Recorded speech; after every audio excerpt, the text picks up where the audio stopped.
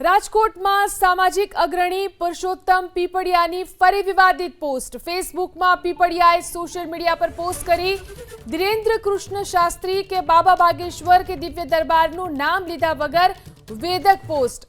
હરણનો કોઈ વાંધો નથી, તેમાં મારી જ છુપાયો હોય તો તેનું શું કરવું જોઈએ તેવી પોસ્ટ કરી। પુરુષોત્તમ પીપળિયા સતત બાબા બાગેશ્વરના દિવ્ય દરબારનો વિરોધ કરી રહ્યા છે।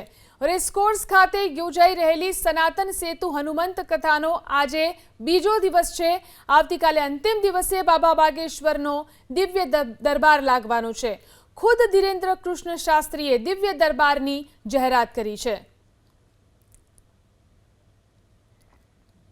પુરુષોત્તમ પીપળિયાની વધુ એક પોસ્ટ જોઈ શકાય છે। સોશિયલ મીડિયા પર તેમણે જે લખ્યું છે, હરણનો કોઈ વિરોધ નથી, પરંતુ તેમાં મારી જ છુપાયો હોય તો તેનું શું કરવું જોઈએ તે પ્રકારની સૂચક વેધક પોસ્ટ પુરુષોત્તમ પીપળિયાએ સોશિયલ મીડિયા પર કરી છે। આ રીતે ફેસબુક પર તેમણે આ પોસ્ટ કરી છે। ધીરેન્દ્ર શાસ્ત્રી જેનો વિરોધ તેઓ સતત કરી રહ્યા છે, પરંતુ અહીં ધીરેન્દ્ર શાસ્ત્રીનું નામ લીધા વગર તેમણે આ પોસ્ટ કરી।